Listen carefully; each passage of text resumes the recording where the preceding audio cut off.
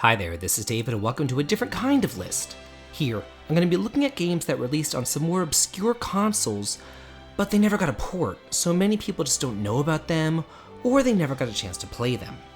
Personally, I love ports. They help fantastic games reach a wider audience, and while I understand the reason for console exclusivity, in a perfect world, all games would be released for all systems.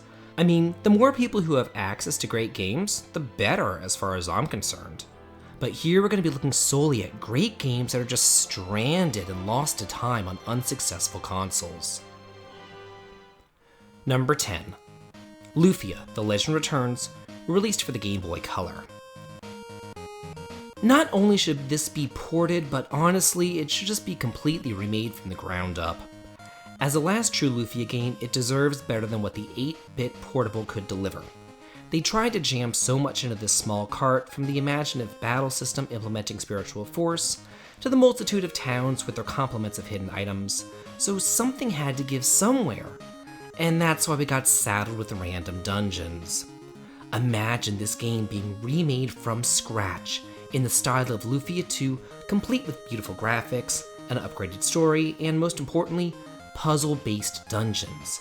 A team of wild horses couldn't drag me away from a remake in that vein. Number 9. Xenoblade Chronicles X, released on the Wii U. Oh, the Wii U, what was Nintendo thinking? No one, besides dedicated gamers like myself, knew that this was even a new system. And because the Wii's audience was filled with casual gamers, nobody brought the upgrade. It kind of reminds me of the Game Boy Color in that regard, because I remember most people thinking that it was just the Game Boy but in color. But I digress. Xenoblade Chronicles was one of the absolute best gems on the original Wii, and the sequel definitely does do it justice as well. It's just a shame that most people haven't got a chance to play this. I mean, Nintendo's porting everything else under the sun to the Switch, so why not this too? I'm sure that it would sell like hotcakes. Number 8. Lucines Quest, released for the 3DO. I can hear all the younger viewers in unison right now saying, "What the fuck is a 3DO?" Well, that's how you know that a console is obscure. Nowadays, you pretty much have only Nintendo, Sony, and Microsoft battling it out for console superiority, but back in the day, you had Nintendo, Saga, Atari, Sony, Philips, and any other multitude of random companies trying to get on the act too. I wish that I could say it was hard for a young kid like me to distinguish the wheat from the chaff, but it really wasn't. If a system had quality RPGs, then that was the one for me. Which is why I was so bummed that this weird-ass game never got ported to the PlayStation. I remember reading all about it in Electronic Gaming Monthly and thinking how cool it looked. But I'll probably only get to ever play it through emulation. Number 7. Cosmic Fantasy II, released for the TurboGrafx-16. Quite honestly, there really should just be like a Working Designs collection. They have so many fantastic games released over the years and they're all so rare. Imagine what that would be like. I would gladly pay a couple $100 to have a physical copy with all the manuals of every single game that they ever released stateside. I mean, they're still in business under the moniker Gaijin Works, so it's not completely out of the question. It's just too bad that they're wasting their time with those horrid Summonite titles, though. But anyway, Cosmic Fantasy II is a pretty basic, generic, traditional JRPG, which many people might find off-putting in today's day and age, but for whatever reason, generic RPGs like this always turn out to be my favorites, especially since Electronic Gaming Monthly called it the RPG Game of the Year in 1992. Number 6. Tales of Hearts R, released for the PlayStation Vita. Just like I bought the Xbox 360 for a small smattering of games, I did the same thing for the Vita. Basically, I wanted Persona 4 the Golden, Ys 4 Memories of Celceta, and this, Tales of Hearts R. But while the previous two games were ported to Steam, the poor Tales game remains languishing in obscurity. This is probably one of my favorites in the entire series too, which is saying a lot because I really love many of the Tales games. When Final Fantasy began to kind of take a turn for the worse, the Tales series was there to pick up the reins and take their place as one of my favorite series. They still kept the formula going with fun characters, a fast-paced battle system, enjoyable dungeons, and a beautiful world map. It's a shame what happened to the Vita because the system really did deserve better. Number 5. Blue Dragon, released for the Xbox 360. I still feel burned by the Xbox 360. I bought the PS3 whenever it came out because I just felt that it was the successor to the wildly successful PlayStation and PlayStation 2, so it should have all the JRPGs. However, when the 360 first debuted, it got all the exclusives. Well, at least 3 of them, so I bought the system too. And I'm glad that I did because the games were amazing. I really just kind of wish that it was more worth my money. Blue Dragon is classic Final Fantasy in all but the name. In battle, you control 5 characters in a turn-based environment, and each character can switch between 9 different classes. The combat is fun, but the exploration is excellent as well. The traditional world map came back with a vengeance, and this game gave me hope that the traditional JRPG wasn't dead, but too bad it just died by the end of that console generation though. Number 4. Lost Odyssey, released for the Xbox 360.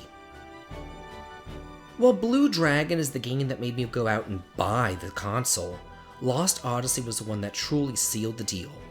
I really don't think that a more perfect candidate for a port exists. The graphics are still stellar to this day, and the gameplay is timeless. How in the world this hasn't been released on PC is beyond me. I mean, it was published by Microsoft for God's sakes. And while Blue Dragon kinda gave me Final Fantasy V vibes, I got a Final Fantasy IX vibe from this gem.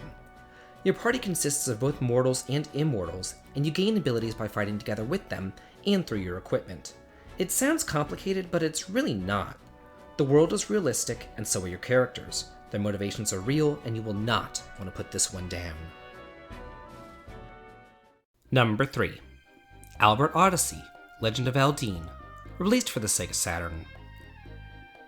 This has the double whammy of being a JRPG released late in the life of the obscure Saturn, but then also being localized by Working Design, which is notorious for their limited releases, which raise the price of their games astronomically. For those unaware, this is actually a side story to the original Albert Odyssey strategy games that were released for the SNES in Japan.